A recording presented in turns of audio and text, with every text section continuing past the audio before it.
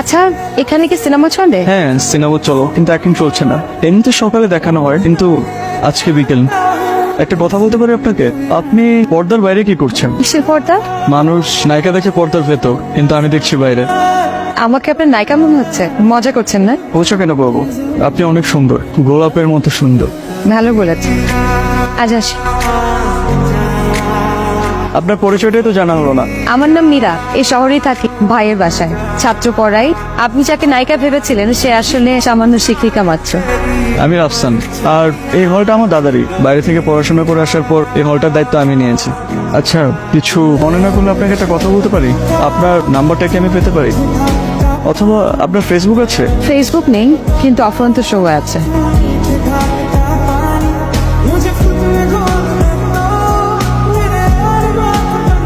আপনাকে এখানে ডাকলাম, আপনার সমস্যা নেই তো? সমস্যা কেন বাবু? আমার জীবনে আলাদা করে সমস্যা বলতে কিছুই নেই। একটা মানুষের জীবনে সমস্যা বলতে কিছু নেই। বই পড়েন? হুমায়ুন আহমেদ প্রিয়? অনেক বেশি। হুমায়ুন আহমেদ একটা কথা বলেছিলেন, আমের পোকারা বুঝতে পারে না মিষ্টি কি জিনিস, কারণ তারা মিষ্টির মধ্যেই জন্মায়। আমিও ঠিক তেমনি সমস্যার মধ্যে জন্মেছি, তো তাই সমস্যা বলতে কি এটা আলাদা করে আমি বুঝতে পারি না।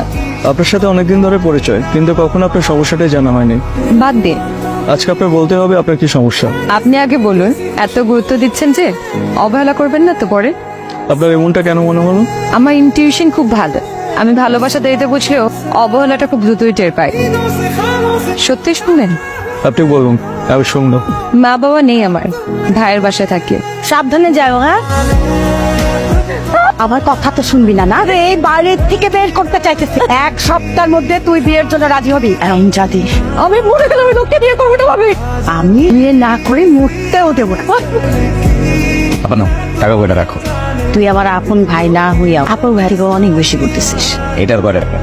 বিয়েতে কিন্তু অনেক খরচপাতি আছে।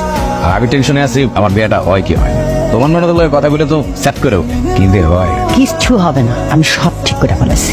আরে কাজ তো শেষের দিকে, আগে তোদের বিয়াটা দিব, তারপর ওর ভাইরে জানাবো। তারপর তুই এসে বলবি তোরা বিয়া করে বাসায় চলে আসছিস। মীরা, ঘর থেকে আরেক ঘরে আসতে এত সময় লাগে? টিফিনের জন্য রেডি হচ্ছিলাম। আজকে আসার সময় আনার সাথে দেখা করে আসবি, আর বাসায় তাড়াতাড়ি আসবি। বাইরে কি করো সেটা আমি ভালো করেই জানি। আচ্ছা, আপনি আমাকে কেন প্রতিদিন ডাকেন বলেন তো? কথা তো এই একটাই, তুমি আমারে পছন্দ করো না। এটা আমি অ্যাপ্রিশিয়েট করি। আসলে আপার দিকে তাকে আপার দিকে তাকে অন্য কাউকে বিয়ে করেন, আমাকে কেন? আজকে কোন পারফিউমটা দিচ্ছ?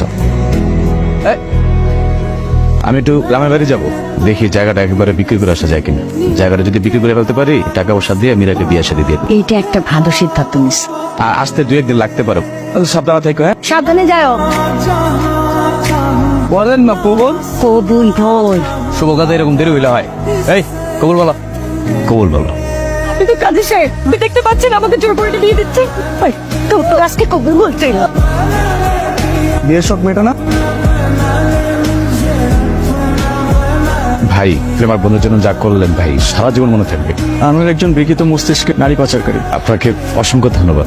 আপনি যদি কিছু না মনে করেন, আমি আপনাকে একটা কথা বলতে চাই। আপনার বোনটা আপনার বাসায় ভালো নেই, তার ভাবি তাকে দেখতে পারে না। আপনি যদি অনুমতি দেন, আমি আপনার বোনকে বিয়ে করতে চাই। এটা তো আমাদের জন্য বড় পাওয়া।